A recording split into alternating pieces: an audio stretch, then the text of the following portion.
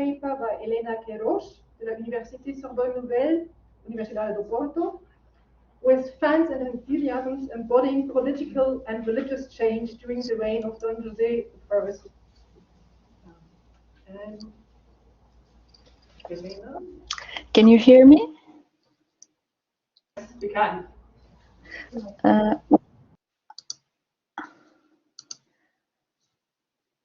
Okay. Do you see me now?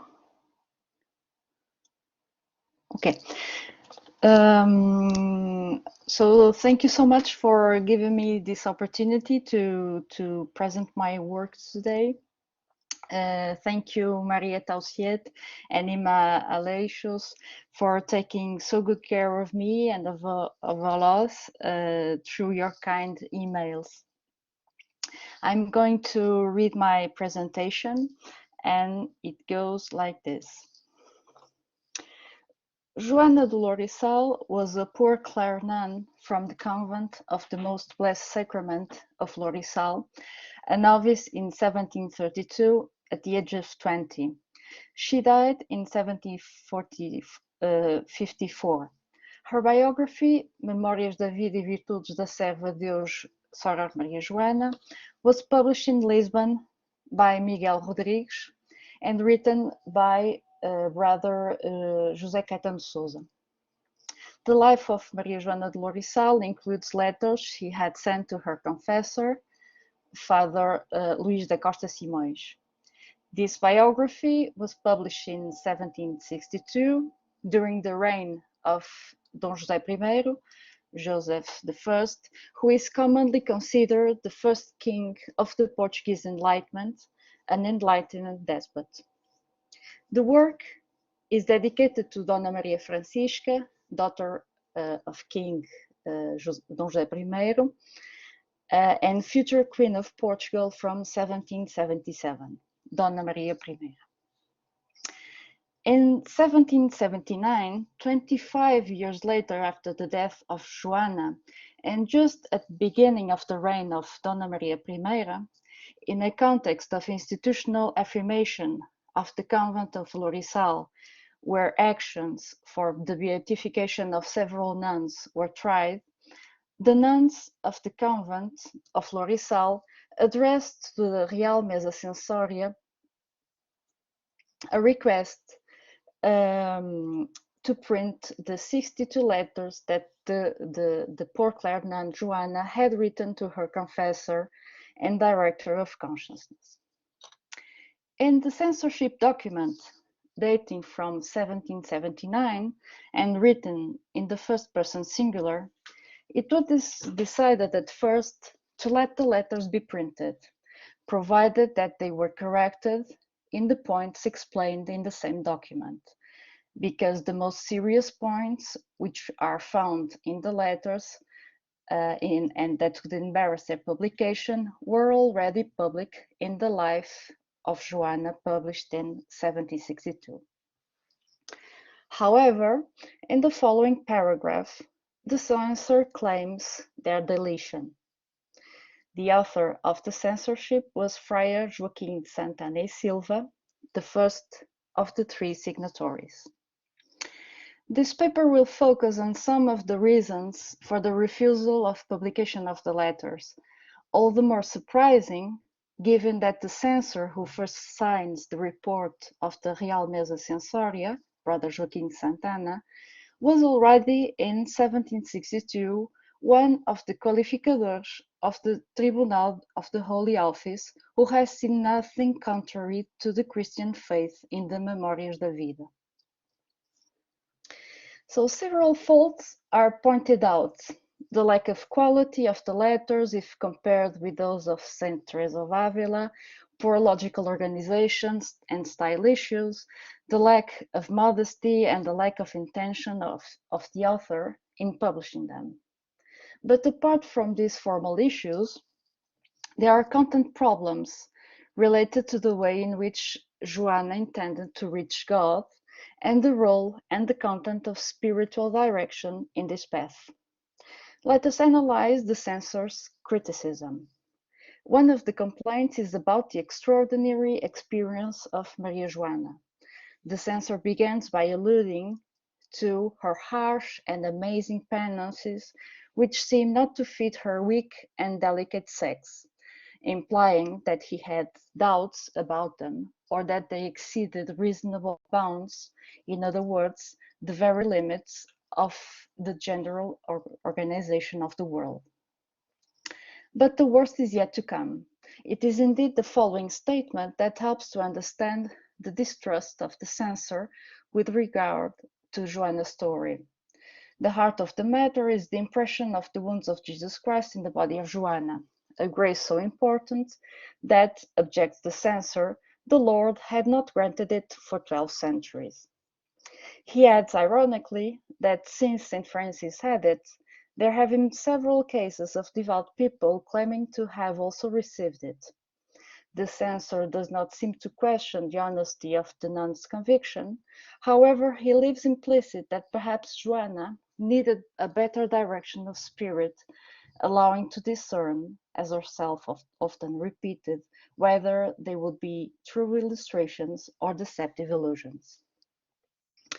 Another reproach is again about Joanna's penances and the idea she had that the only way to reach God would be penances, which the censor refutes, considering that this is a wrong concern of Maria Joanna, because it is not impossible to find God by any other way than that of the harsh and rigorous penance.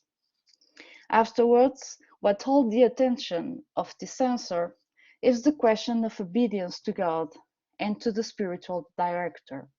The censor criticizes Joanna for her shocking and offensive words.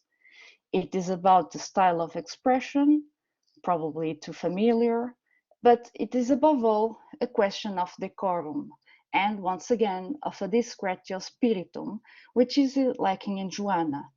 That is to say, which is lacking in Joanna's director of consciousness. According to the censor, it is uncertainty, in the uncertainty of being God or not the speaker, obedience to the director is essential. However, when we are sure that it is God who speaks, we must obey him and ignore the director. Another paragraph discusses the frightening and perhaps unorthodox rigor of a discipline that Joanna applied herself without stopping, without fatigue, the whole body blooded, the blood flowing for a long time and accumulating on the ground in such quantities that she could take it with both hands. The censor asks oneself whether one would be able to do such penance without putting at stake one's own salvation and without offending the laws of charity. He adds that horror filled him when he read that passage. In another paragraph, the censor comments on Brother José Caetano's reflections on Joanna's letters. I was struck by the content of the first of the criticisms that the censor made of Brother José Caetano. What is it about? Of the use of fans by women during religious services. Why would it take on sufficient importance to be included in one of the censorship paragraphs? Let us go to the facts. Brother José Caetano expressed in his comment on one of Maria Joana's letters that he was scandalized by the use of fans by the devout sex during divine office, which, according to him, is not edifying. Caetano's remarks could not be more misogynistic and are based on classic aspects of hatred towards women, conversations and curiosity by the gaze, to which he adds the use of fans. On the other hand, the censor's review says the following: I cannot reach the moral dissonance that has the use of fans in the offices of religion that Father reproaches. I know that there is a comfort as necessary in the women who gather in the temples on many occasions as a tight squeeze, and if they had not that relief, transports and fating would be repeated. I will not go as far as to say that the reply of the censor constitutes a defense of women.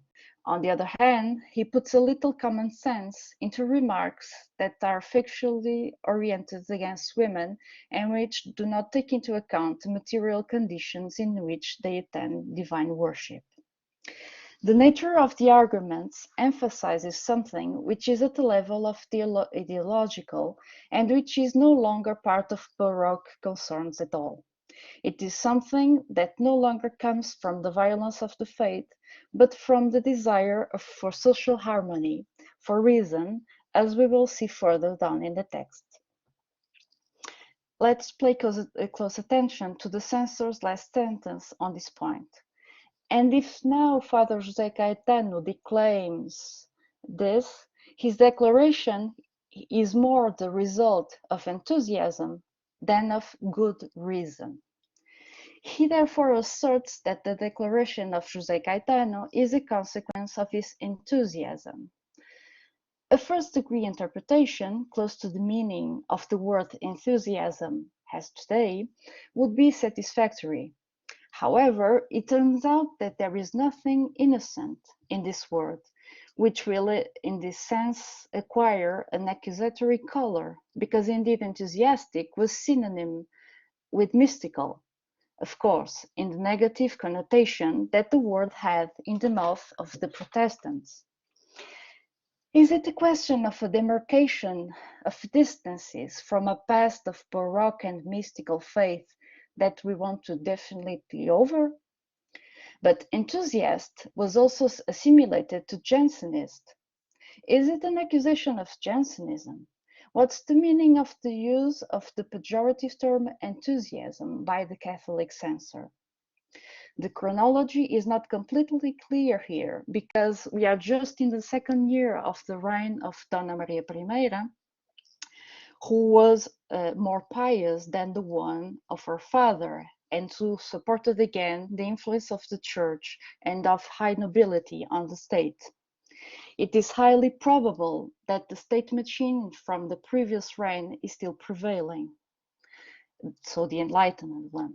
In this sense, it is not probable that enthusiast means Jansenist here, because many policies or agents of Pombal during the reign of Joseph I were in fact Jansenists.